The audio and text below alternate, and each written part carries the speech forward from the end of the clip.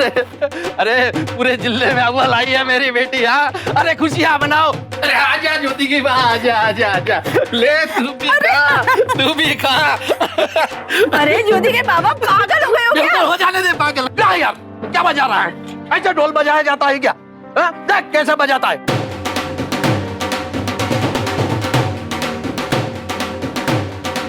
अरे ज्योति बेटा आ गई बेटा। मुबारक हो ज्योति, मुबारक हो। हमें पता है तुम गांव का नाम जरूर रोशन करोगी। आप लोगों का बहुत बहुत धन्यवाद। ये सब आप लोग की वजह से तो हुआ है बाबू। बेटा अरे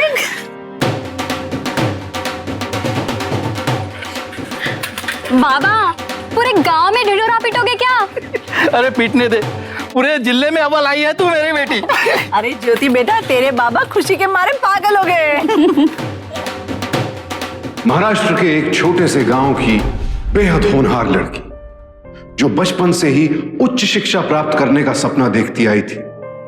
ज्योति के पिता सुखदेव एक कृषि मजदूर थे, लेकिन अपनी गरीबी के बावजूद उन्होंने हमेशा ज्योति को अपने सपने पूरे करने के लिए प्रोत्साहित किया। सुखदेव को ज्योति के सपनों में अपने परिवार का उज्जवल भविष्य नजर आता था, लेकिन ज्योति सिर्फ सुखदेव का ही नहीं बल्कि पूरे ग्रामीण भारत का वो सपना थी जो अशिक्षा और अज्ञान की बेड़ियों को तोड़ने के लिए आतुर है। ये लो माँ। हाँ बेटा।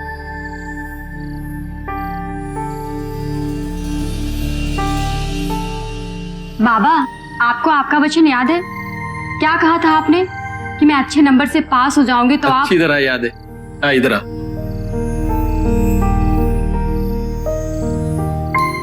मैं तेरे सर की कसम खाता हूँ, बस चाहे कुछ भी हो जाए आज के बाद शराब को हाथ नहीं लगाऊंगा। तू डॉक्टर बनना चाहती है ना? लेकिन बाबा उसके लिए तो। बेटा यही ना, बहुत पैसे लगते हैं। अरे मैंने तेरे लिए 2 बीघा जमीन बेच दी है। तेरी पढ़ाई के लिए सारा इंतजाम मैंने कर दिया है बेटा। बस तू पढ़ाई में ध्यान दे और अव्वल आना हमेशा। देख बेटा तेरे जैसी गुणिया लड़की पूरे गांव में किसी के घर नहीं है। तुझे आगे पढ़ना होगा, ये तेरा अधिकार है और तुझे पढ़ाना हमारा कर्तव्य। हम दोनों अपना काम करते और एक दिन जब तू डॉक्टर बन जाएगी तो हमारी सारी तकलीफें दूर हो जाएगी। भगवान करे तेरी सारी इच्छाएं पूरी हो। बाबा उसके लिए तो मुझे शहर जाना पड़ेगा ना। 5 साल का कोर्स है और वहीं हॉस्टल में ही रहना पड़ेगा। पर बेटा तू हॉस्टल में अकेली कैसे रहेगी? माँ मैं अकेले थोड़ी ना हूँ, मेरी जैसी बहुत सारी लड़कियां होंगी वहां पर। लेकिन तू हमारे बिना 5 साल जी लेगी, लेकिन हम कैसे जिएंगे? क्या बाबा आप भी कभी कभी उम्मीद के दीपक दिखाते हो और कभी कभी निराशा के अंधेरे भी। आप इतने कमजोर हो जाओगे तो मैं कैसे जाऊंगी भला? अरे मैं तो मजाक कर रहा था। हाँ तू जा, पढ़ाई में ध्यान रख और अव्वल आ।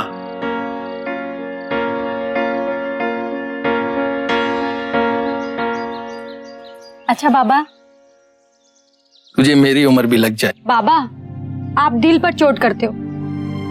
ज्योति तेरे लिए एक भेंट लाया हूं मैं। भेंट? हाँ मोबाइल? हाँ। 3 साल से मोबाइल मांग रही हूँ, आज जाके ध्यान में आया है जब मैं जा रही हूँ, ताकि ये मुझे घड़ी घड़ी फोन करके मेरा हालचाल ले सके। अरे क्या कर रहे हो, जल्दी चलो। शादी करके विदा थोड़ी कर रहे हो, वापस आएगी छुट्टी में अपनी ज्योति। चल बेटा दे बैग में ले लेती। नहीं नहीं माँ ठीक है। अपने खाने पीने का ख्याल रखना, दूसरी लड़कियों के साथ झगड़ा मत करना, अध्यापकों की बात सुनना, उनके साथ बहस बिल्कुल मत करना, मन लगा के पढ़ाई करना और हाँ अपने मोबाइल का ध्यान रखना। हमारे आशीर्वाद हमेशा तेरे साथ है। बैठ जा, संभाल के जाना बेटा, अपना ख्याल रखना।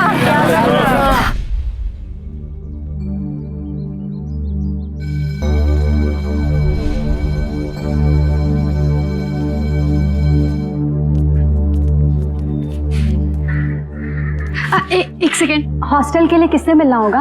नए आए हो? जी। आगे से दाहिने हाथ पे नोटिस बोर्ड है, वहाँ नाम के साथ रूम नंबर भी लिखा है। धन्यवाद।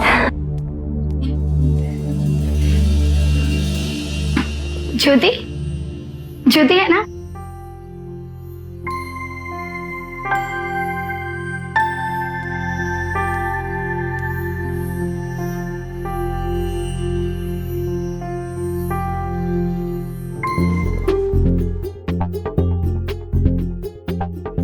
मेरा नाम ज्योति पवार है। मैं बनवाड़ी गांव से हूँ। मेरा स्कूल में परसेंटेज 97% था।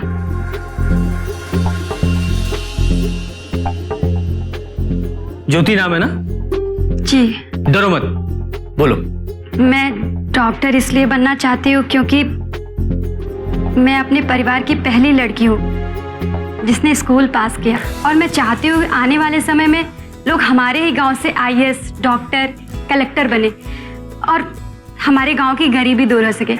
और वैसे भी शिक्षा केवल जीविका चलाने का साधन नहीं होना चाहिए। शिक्षा से मनुष्य और समाज दोनों को सही रास्ते मिलते हैं। मैं समाज को सुधारने का साधन बनूं, इसीलिए मैं डॉक्टर बनना चाहती हूँ। Very nice.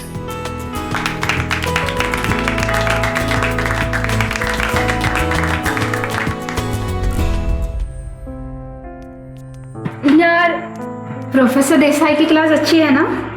हाँ, और वो दिखते भी अच्छे हैं।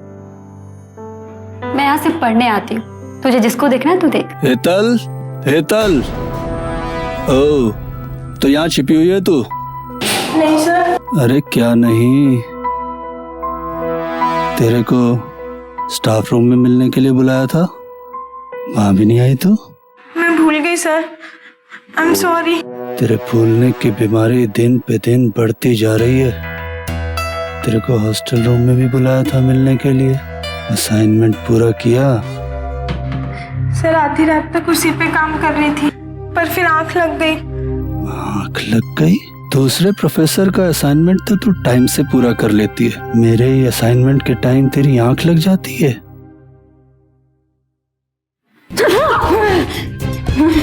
तुम दोनों कौन हो? सर, पारुल चौहान। सर पारुल चौहान? तू सर है? नो सर, सिर्फ पारुल चौहान। ज्योति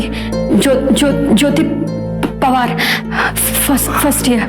देख, अगर तुझे सस्पेंड नहीं होना है ना तो मेरा काम समय पर कर दिया कर, और सुन, जब मिलने बुलाएं तो आया कर। प्रोफेसर हूं तेरा, खा थोड़े ही न जाऊंगा।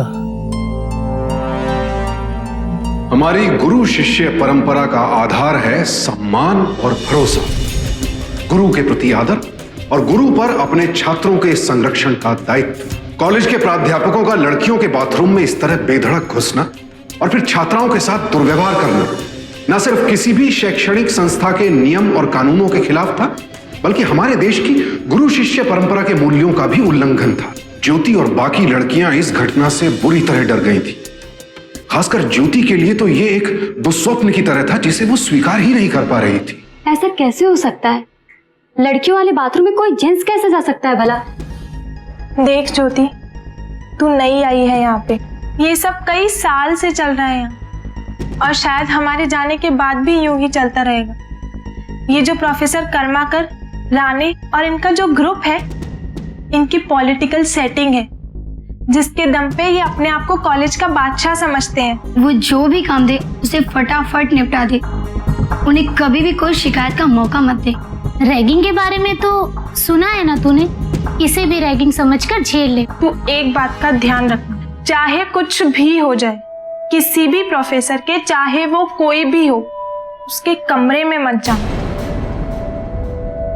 क्या प्रोफेसर कर्माकर ने या तो बाकी किसी प्रोफेसर ने आप लोग का दुपट्टा खींचा? क्या इन प्रोफेसर्स ने आपको घुटने पे बैठने की पनिशमेंट दी?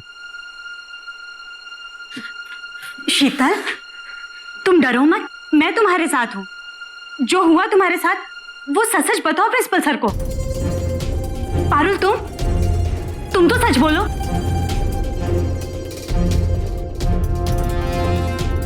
कोई तो बोलो। एक्सक्यूज मी मैडम, आप क्यों इन भोली भाली और मासूम लड़कियों को भड़का रही हैं? ये व्यवहार बर्दाश्त के बाहर है प्रिंसिपल साहब। ठीक है, तुम जा सकते हो, अब आप भी जा सकते हैं।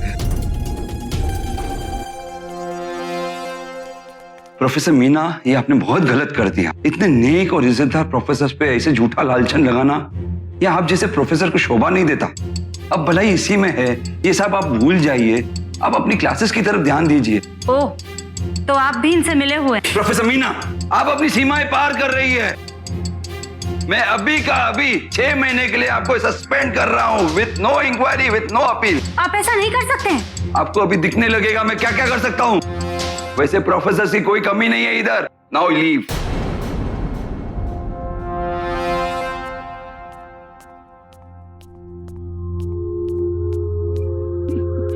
क्यों मैडम जी, मिल गई शांति?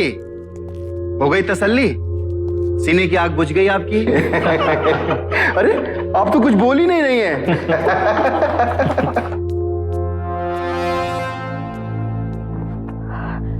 इस कॉलेज में प्रोफेसर्स के खौफ की असली वजह थी कॉलेज की आंतरिक आकलन प्रणाली, यानी कि इंटरनल मार्क्स सिस्टम।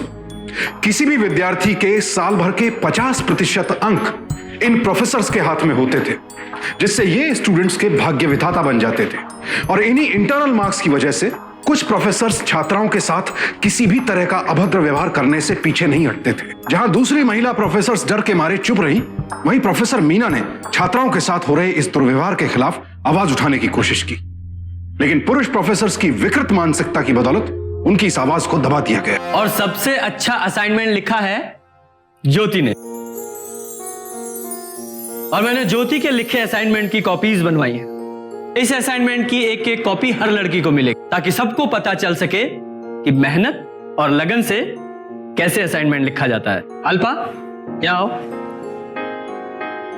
इस असाइनमेंट की कॉपी सबको दे दो।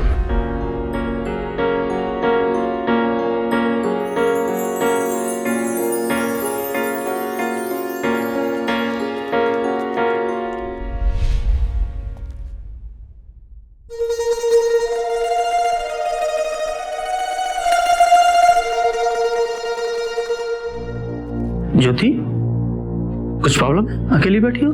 सब वो प्रोफेसर राणे और प्रोफेसर कर्मकर ने एक असाइनमेंट दिया है। ओह, समझ गया। देखो ज्योति, तुम्हें तो पता ही है, और तुम्हें क्या, अब तो पूरे कॉलेज को पता है कि प्रोफेसर मीना के साथ क्या हुआ।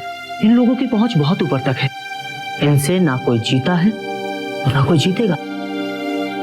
उन्होंने जो भी असाइनमेंट दिया है उसे जल्दी से जल्दी पूरा कर दो। हाँ, मेरे असाइनमेंट को तुम अनदेखा जरूर कर सकती हो, लेकिन उन्होंने जो भी असाइनमेंट दिए हैं उसे टाइम पर पूरा करके दो। और वैसे भी अभी मिड टर्म एग्जाम आने वाले हैं, उसके लिए तुम्हें इंटरनल मार्क्स लेना बहुत जरूरी है, तभी तुम पास हो सकती हो।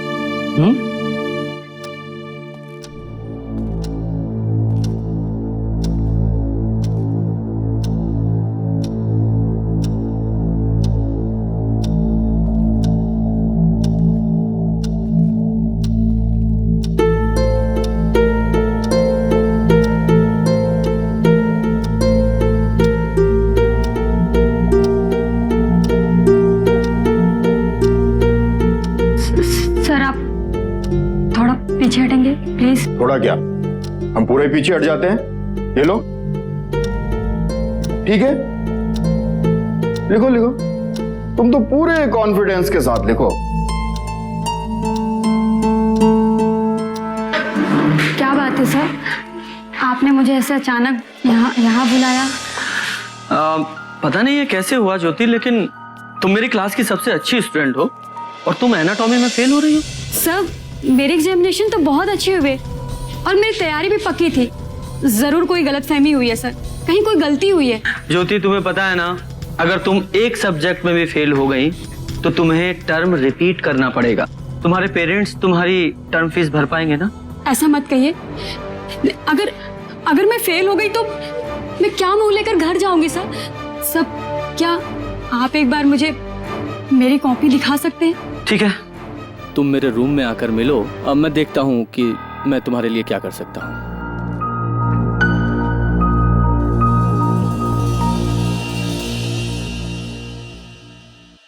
तू एक बात का ध्यान रखना, चाहे कुछ भी हो जाए, कुछ भी, किसी भी प्रोफेसर के, चाहे वो कोई भी हो, उसके कमरे में मत जाओ। इस बात का ध्यान रखना।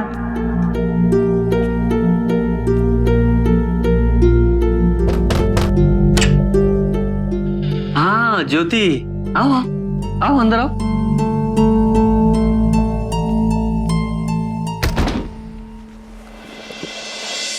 ज्योति, तुम्हारे लिए एक और बुरी खबर है।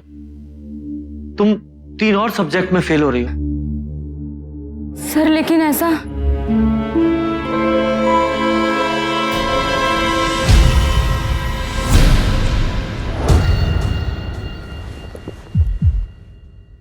सर, ये लोग, तुम लोग?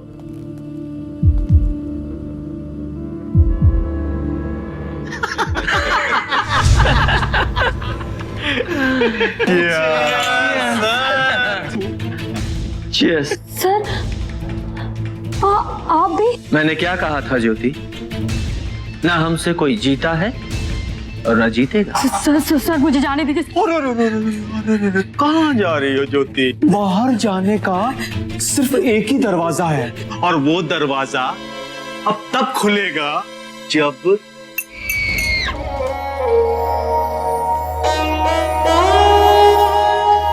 एजुकेशन लेने आई थी, पर वो एजुकेशन तो तुम लेना भूल ही गई। याद रखना ज्योति, तू यहाँ अपनी मर्जी से आई थी, फेल तुझे नहीं होना था, और यहाँ जो कुछ भी हुआ तेरी अपनी मर्जी से हुआ। और उसके बाद भी अगर तूने अपनी जुबान खोली तो दुनिया तुझ पर उंगली उठाएगी, गाली तुझे देगी, तुझ पर थूकेगी।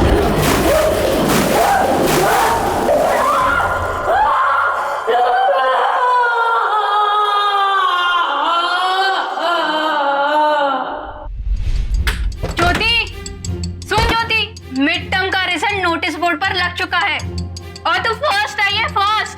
अब तो दरवाजा खोल बावली।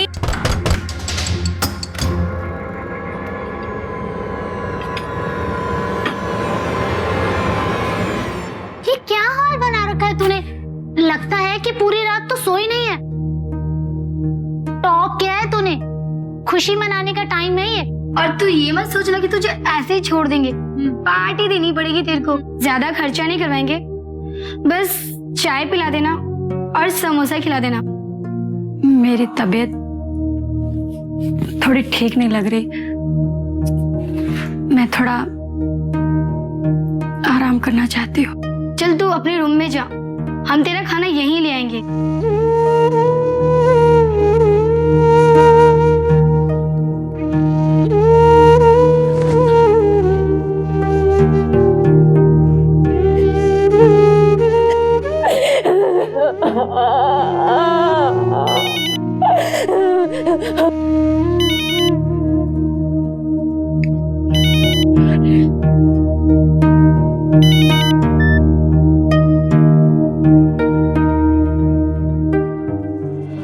हेलो। अरे मैं अपना वादा निभा रहा हूँ। देख, तू चाहे तो तेरी माँ से पूछ ले। अरे तेरे जाने के बाद एक बूंद भी शराब मैंने नहीं पी है। अच्छा बेटा, ये तो बता, इस बार भी तू परीक्षा में अव्वल आएगी ना? इस बार भी अव्वल आई हूँ। ज्योति, तू ठीक तो है ना? तेरी आवाज इतनी दबी हुई क्यों है? तेरा स्वास्थ्य तो ठीक है ना? जी जी जी बाबा। ले बेटा, तू तेरी माँ से बात कर, ले ले। हाँ ज्योति बेटा, कैसी है तू? अपने खाने पीने का ख्याल तो रख रही है ना? जी जी माँ। तेरी सारी सहेलियां तेरा साथ तो देती है ना? किसी से झगड़ा तो नहीं है तेरा? नहीं नहीं माँ। अपने अध्यापकों की बात सुनती है ना? माँ, मुझे क्लास के लिए लेट हो रहा है, मैं फोन रखती हूँ। हाँ ठीक है बेटा। Do you know the difference between plant cell and animal cell? Let's see.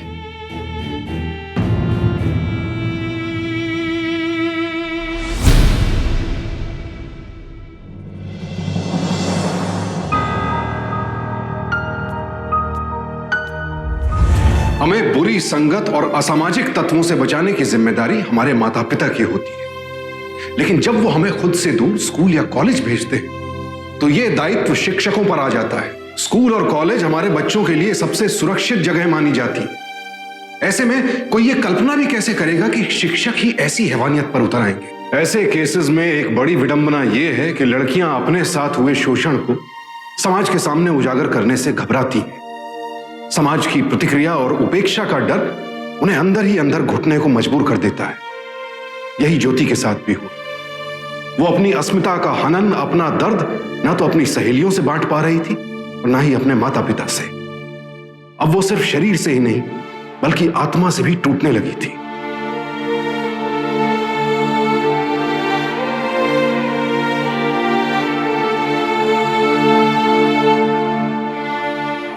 ज्योति,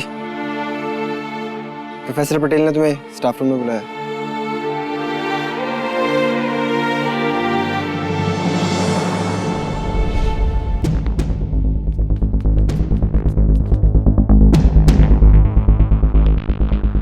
किसी भी प्रोफेसर के, चाहे वो कोई भी हो, उसके कमरे में मत जाना। इस बात का ध्यान रखना तू। अच्छा बेटा, ये तो बता, इस बार भी तू परीक्षा में अव्वल आएगी ना? किसी भी प्रोफेसर, चाहे वो कोई भी हो, उसके कमरे में मत जाना। इस बार भी तू परीक्षा में अव्वल आएगी ना? कमरे में मत। इस बार भी तू परीक्षा में अव्वल आएगी ना? कमरे में मत। परीक्षा में आएगी ना? कमरे में मत। इस बार भी तू परीक्षा में अव्वल आएगी ना? कमरे में मत।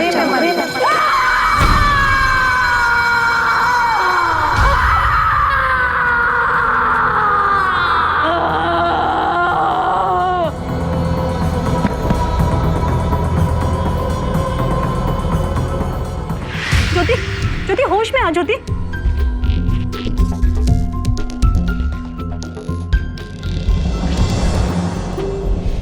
मुझे लगता है उसके साथ जरूर कुछ ऐसा हुआ है जो वो छुपा रही है। चलो पीछे चलो, पास बताना मेरे कोई। ज्योति, क्या हुआ? सर देखिए ना, पागलों जैसी हरकतें कर रही है। ज्योति प्लीज। तो पीछे हटो, पीछे चलो। ज्योति, मैं हूँ प्रोफेसर मीना। बेटा ये कैंची मुझे दे दो प्लीज, प्लीज बेटा, तेरा बच्चा दे दे, ये दे दे बेटा। आजा मेरा बेटा, मेरी बेटी। बता बेटा, क्या हुआ है तेरे साथ? मेरे माँ बाप आत्महत्या कर लेंगे। ऐसा किसने कहा कि तुम्हारे माँ बाप आत्महत्या कर लेंगे? तुम्हारे माँ बाबा को कुछ नहीं होगा। बता बच्चे, बता मुझे क्या हुआ तेरे साथ?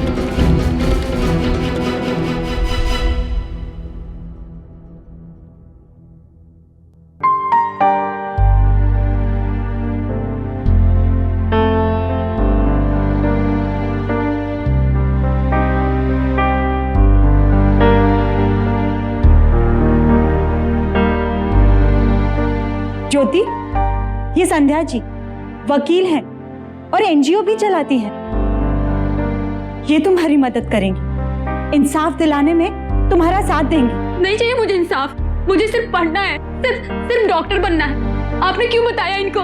अब सबको सब कुछ पता चल जाएगा। मैं कैसे सामने आऊंगी लोगों के? ज्योति, ज्योति, ज्योति, संभालो अपने आप को और ये जान लो कि आज के बाद तुम्हारे साथ कोई भी ऐसी बदसलूकी नहीं करेगा। तुम तो बहुत बहादुर हो ज्योति, बहुत बहादुर। मैं तुम्हारी मदद के लिए आई हूँ। अगर आज तुमने आवाज नहीं उठाई तो कल कोई और ज्योति होगी, परसों कोई और ना जाने कितनी ज्योति होगी जिनको इन सब से गुजरना पड़ेगा।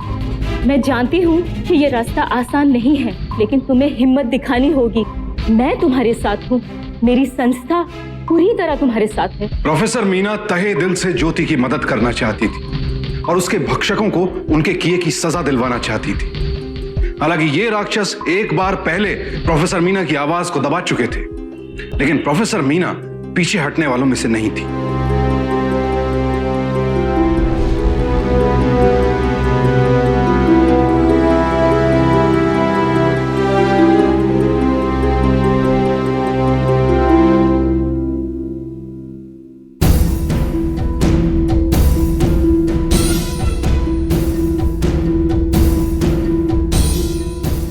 अगर आप लोगों को हमारे साथ कोऑपरेट नहीं करना है तो ये आप लोगों की मर्जी है। हमारे पास जितनी इन्फॉर्मेशन है हम उसी से काम चला। चले तावड़े।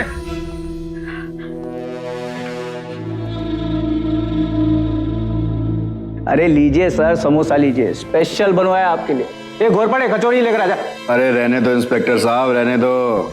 वैसे भी आपने इतनी खातिरदारी कर दी है कि अब घर जाके बीवी की मार खानी पड़ेगी कि घर का सारा खाना खराब हो गया। वैसे भी आपको घर का खाना पसंद ही कहाँ है? आप बिना बस।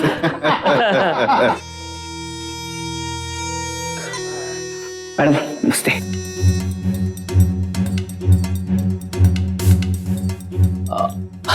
प्रणाम दीदी।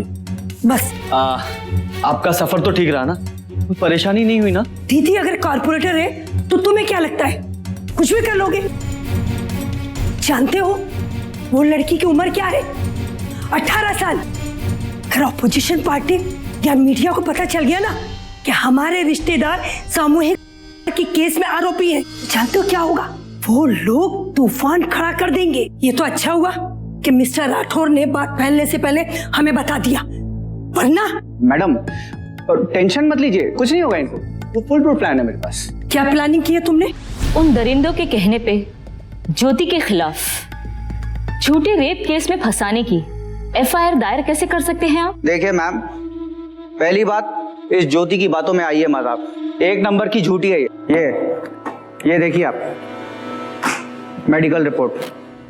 कहीं पर भी ये नहीं लिखा है कि इस लड़की के साथ किसी तरह की जोर जबरदस्ती या हुआ है, लेकिन ये जरूर लिखा है कि ये लड़की कुंवारी नहीं है। पिछले 6 महीनों से अपने बॉयफ्रेंड के साथ रंगरलियां मना रही है और अब अपने देवता समान प्रोफेसर के ऊपर इल्जाम लगा रही है। पैसे ऐंठने का खेल है सब, और हो ना हो इसका बॉयफ्रेंड शामिल है इसमें।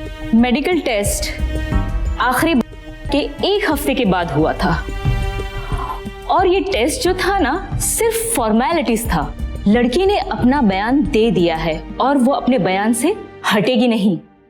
आप जो है ना अपना काम कीजिए। मुझे मेरा काम मत समझाइए आप। दोनों तरफ से एफआईआर लॉन्च हुई है और आपकी एफआईआर की कॉपी आपको दे दी गई है। हमें अपनी इन्वेस्टिगेशन अपने तरीके से करने दीजिए और जब रिपोर्ट बन जाएगी ना तब उसकी भी एक कॉपी आपको दे देंगे। आप ये ठीक नहीं कर रहे। अच्छा, मैं ठीक नहीं कर रहा हूँ? ये ज्योति कोई अकेली लड़की तो है नहीं कॉलेज में, और भी बहुत सी लड़कियां पढ़ती हैं। उन्होंने कोई कंप्लेन लॉन्च नहीं की। और एक बात बता दूं मैम आपको, पुलिस अपना काम और अदालत अपना फैसला गवाहों और सबूतों के मद्देनजर करती है। एक मिनट रुकिए, मैं कुछ कहना चाहता हूं। इस टाइम पे जरूरी है कि मैं अपना निर्णय बता दूं। ज्योति ने कॉलेज के प्रोफेसर्स के खिलाफ काफी संगीन आरोप लगाए हैं, पर मेरी जिम्मेदारी कॉलेज में डिसिप्लिन मेंटेन करने की है। इंस्पेक्टर राठौड़ ने जो बातें मुझे बताई है ज्योति के बारे में, उन बातों से ऐसे लगता है ज्योति का कॉलेज में पढ़ना कॉलेज के माहौल के लिए ठीक नहीं है। इसलिए इस केस का जब तक फैसला नहीं हो जाता, मैं ज्योति को इस कॉलेज से सस्पेंड करता हूं।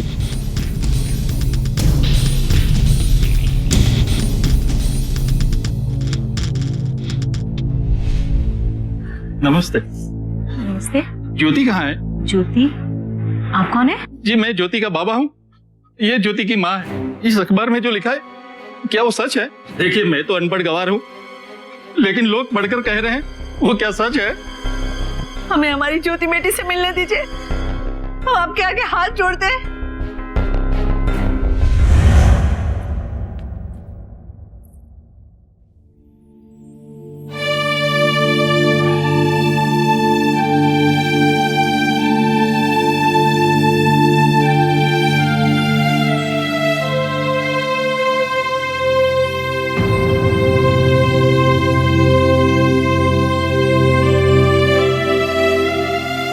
ऐसे केसेस में पीड़ित लड़की को सबसे बड़ा डर अपने परिजनों की प्रतिक्रिया का होता है। अगर माँ बाप और परिवार ही लड़की का साथ न दे तो लड़कियां अक्सर पूरी तरह टूट जाती हैं। अब ज्योति के सामने भी यही प्रश्न था कि उसके माता पिता क्या निर्णय लेंगे। सुखदेव और उनके परिवार की माली हालत बेहद खराब थी और जिनके खिलाफ उन्हें लड़ाई लड़नी थी वो आर्थिक और राजनीतिक सभी समीकरणों से संपन्न थे। न्याय की लड़ाई कभी भी साधारण संघर्ष नहीं होती है और सुखदेव के लिए भी यह निर्णय लेना तलवार की धार पर चलने के बराबर था। लेकिन उन्हें अपनी बेटी के लिए न्याय चाहिए था और ज्योति को अपने पिता का सहयोग मिलने से एक बहुत बड़ी राहत मिली। उसे हिम्मत मिली कि अब इंसाफ की लड़ाई में वो अकेली नहीं है। वापस गांव चले जाएंगे खेती करेंगे, 2 वक्त की रुखी सूखी रोटी खाकर गुजारा कर लेंगे। रुखी सूखी खाकर क्या हम भूल जाएंगे कि उन दरिंदों ने हमारे बेटी के साथ क्या किया? जो भगवान ने लिखा है उसे कोई टाल नहीं सकता। होने से कोई लड़ सकता है भला? बिना लड़े कैसे जाने दे? कैसे लड़ेंगे उन पैसों वालों से? अरे तू समझती क्यों नहीं है?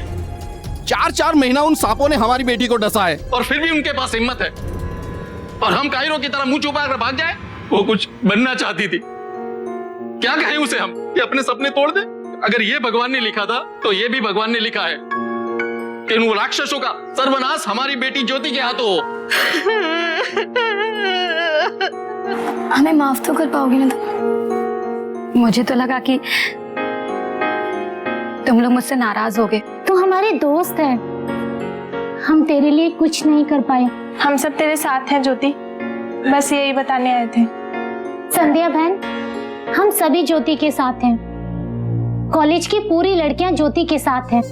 हमने हमारे पेरेंट्स को सब सच सच बता दिया है, वो अभी सभी कॉलेज आते ही होंगे।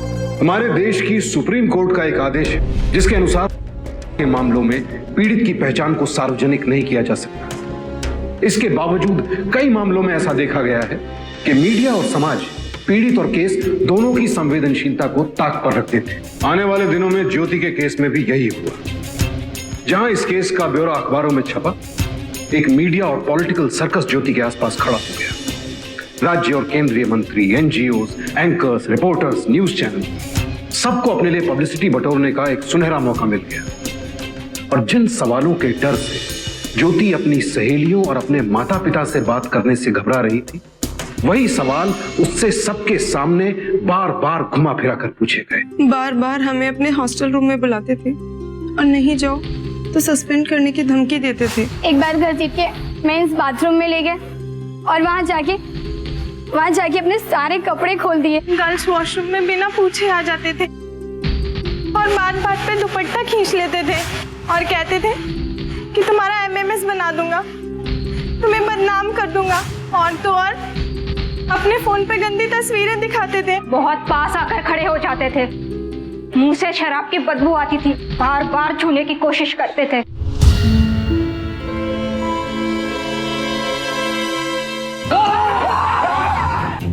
ज्योति पर हुए अत्याचारों ने जैसे ही अखबारों में खबर का रूप लिया, आम जनता और विद्यार्थियों के रिश्तेदार गुस्से से भर उठे और वो आरोपी प्रोफेसर को सबक सिखाने के लिए कॉलेज पहुंच गए। अबे भागो नहीं तो अपना ही बलात्कार हो जाएगा।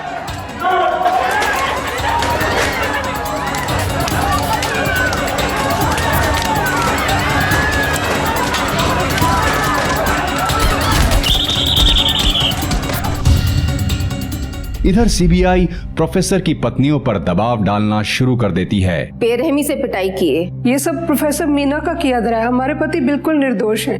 मैं नहीं चाहती कि आपके पतियों का वैसा ही हाल हो जैसे प्रोफेसर राणे का हुआ है। पब्लिक में इस वक्त बहुत गुस्सा है। अगर आप मुझे बता दें कि आपके पति कहाँ हैं, तो मैं आपको विश्वास दिलाती हूँ कि मैं उनकी सुरक्षा की पूरी जिम्मेदारी लेती। और आखिरकार प्रोफेसर की पत्नियों से जानकारी मिलते ही पुलिस उनके छुपे होने की जगह पर पहुंच जाती है और उन्हें धर दबोच लेती है। ले चलो इन्हें। प्रोसिक्यूशन की तरफ से कौन है? जज साहब, मैं हूँ संध्या देसाई। और डिफेंस की ओर से? हम सब हैं जज साहब।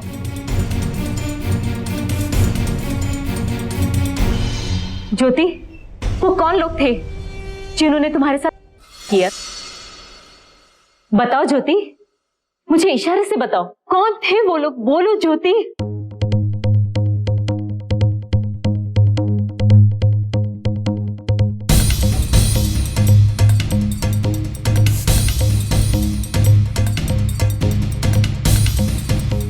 हरीश करमारकर,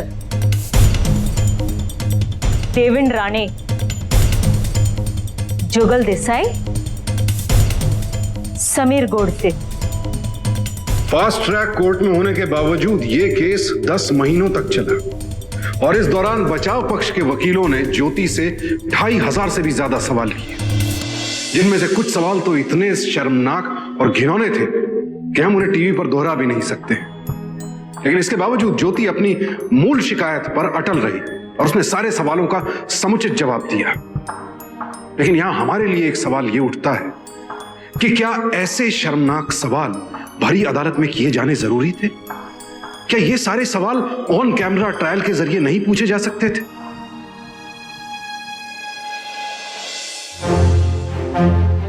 इस अदालत में पेश किए गए बयानों, ये अदालत हरीश करमरकर वल्द श्याम करमरकर, देवेंद्र राणे वल्द अजीत राणे, जुगल देसाई वल्द राम प्रकाश देसाई, समीर गोडसे वल्द संजय गोडसे को दोषी करार मानती है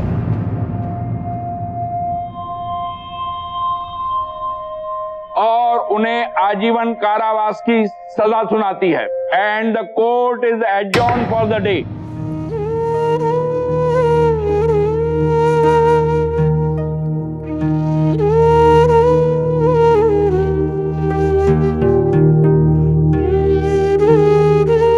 ज्योति का केस सामने आने के बाद राज्य सरकार को एक समिति का गठन करना पड़ा, जिसके सुझावों पर मेडिकल कॉलेजेस के इंटरनल मार्क सिस्टम में संशोधन किया गया और महिला प्रोफेसर्स की नियुक्ति को और अधिक महत्व दिया गया। अपने परिवार के सहयोग के बिना ज्योति का यह लड़ाई लड़ना असंभव था। और हाँ, मीना और संध्या ने भी ज्योति का बखूबी साथ निभाया। यह उनका ज्योति में विश्वास ही था कि ज्योति भय और शोषण के खिलाफ लड़ पाई और अंत में उसने विजय हासिल की। जब यह केस अदालत में था, उसी दौरान कॉलेज के प्रिंसिपल को बर्खास्त कर दिया गया और कॉलेज को आदेश दिया गया कि वो ज्योति को छात्रा के रूप में पुनः स्वीकार करे। अदालत की कार्रवाई के दौरान ही ज्योति फर्स्ट ईयर के एग्जामिनेशन में बैठी और उसने 86% अंक प्राप्त किए। इस केस में एनजीओ, मीडिया और स्थानीय समाज की प्रबल भूमिका रही। इनके द्वारा बनाए गए दबाव के कारण ही दोषियों के खिलाफ कार्रवाई हुई और उन्हें सजा दी गई। और इस प्रकार के केसेस हमारे समाज के लिए एक चुनौती भी है कि क्या हम ऐसी विकट परिस्थितियों से गुजरने वाली लड़कियों को अपने समाज में वापस उसी स्नेह और सम्मान के साथ स्वीकारेंगे या नहीं। अब मुझे सुशांत सिंह को इजाजत दीजिए।